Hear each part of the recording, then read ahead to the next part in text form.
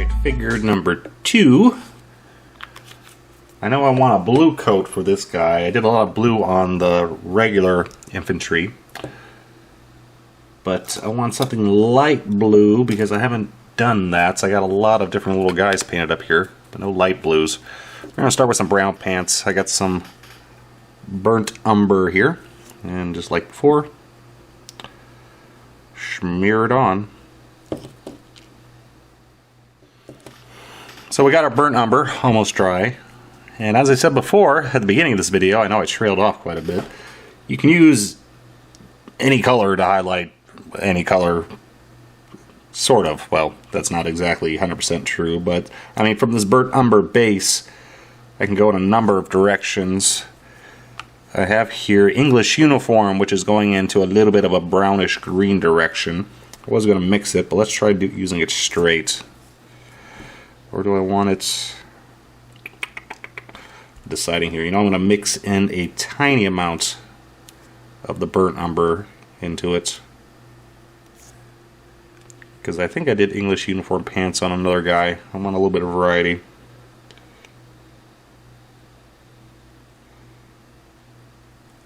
So we'll just leave that burnt umber in the recesses.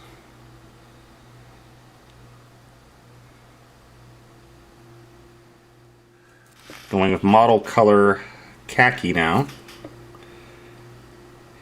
And sometimes, why do you have to be clogged? Oops, too much. Lots of times when I'm mixing colors, I probably do the exact same thing you guys do. I just kind of hold the bottles up and decide that way. So here, this matches, this is a good step from here, and then this is a good step from here. It doesn't always work, because once you put it on the figure, you know, it might be slightly different. The khaki has a little bit of green in it. It's a little grayish green. So I can't go all the way up to the khaki because it'll be too weird.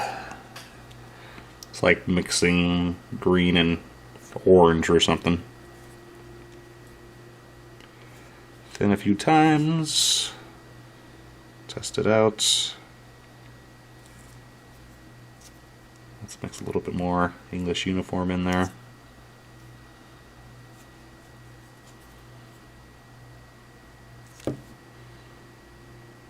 Oops, a little too thick.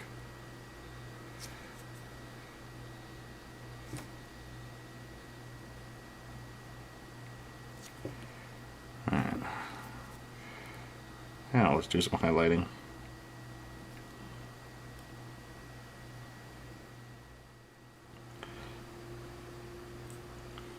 Doing one final highlight.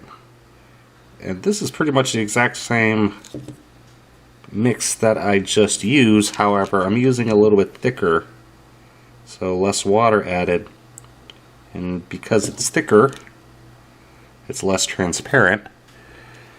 So even though it's pretty much the exact same color, it's more intense because it's less transparent. And so even though it's the same mix, it's still it acts as a extra highlight. Hopefully that makes sense.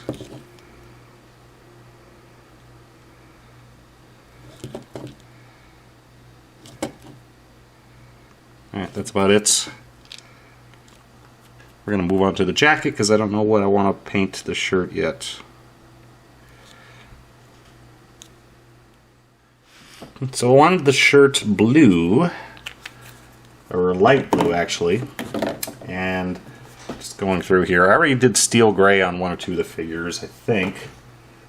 And then I just look and well, those are too dark. I don't want that because I don't want them matching the Continental Army regulars. That's way too intense, too bright. I didn't use this one yet, so we're going to use dark blue gray. Now I need to start with shade color. It's, again, I think I mentioned it before, I did this over 2 days, so sorry if I'm repeating myself. But this is kind of in between because it's a blue. It's a blue and a gray. So do you shade it with blue? Do you shade it with gray? A lot of people who do Space Marines have that problem. So easiest way is make a dark blue gray, a darker blue gray. I'm gonna try dark Prussian blue and cold gray. Let's see if we get the palette in there.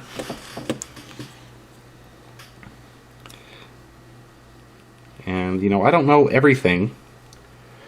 I have to experiment too, so this may not be a proper color. That's pretty bluish. It's a bit more gray. That's coming out better. Because I got my dark blue gray here, and this is trying to be my shade color, so let's put a little more gray in there.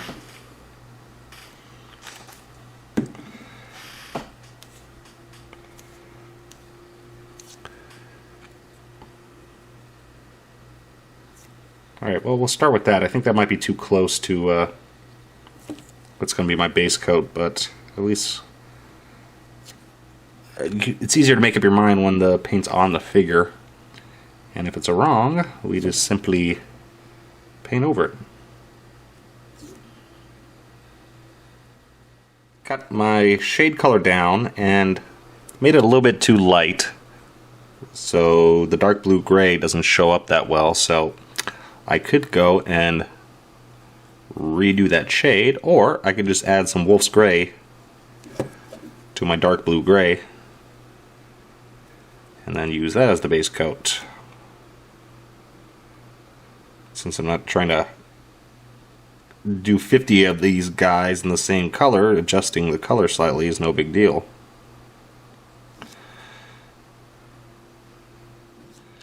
And then since I mixed in excuse me, some Wolf's Gray in for the base coat, it makes it easy to pick that color again to start working on the highlights. A little too much there, I think. If you're never sure how far to go with your highlights, it's always best to underdo them, because you can always add more later. Kind of impossible to take them away if you go too much. But you always have to remember, colors tend to tone down once they dry, so you'll get used to that with certain colors. Put it on, it'll be like too bright, and you think you ruined it, and then you go back 5 minutes later and it looks too soft.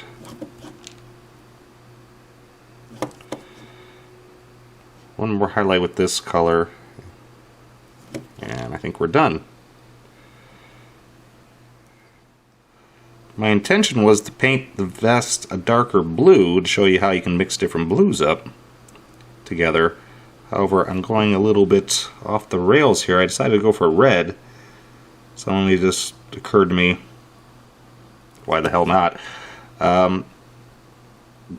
There's no rhyme or reason behind this, really. I can't explain it. Just because I decided to do it. But I could probably balance it out if I paint the hat red. And then also I paint his hose, his socks, red as well. Because that's always good when you get balanced colors from the top or the bottom, or the top, middle, and bottom in this case. So I'm going to... those hose are going to look better actually if I do a slight red. I could do a... I don't want the same red there, but I can make something with a color that has red in it, like flat brown or maybe orange. Anyway, this is going to be a long video. So, black red here, I'm going to mix a little hull red into it to highlight it. Pretty much almost the same thing that I did on the orange guy's vest. So we'll call this one quits and move on to figure number 3.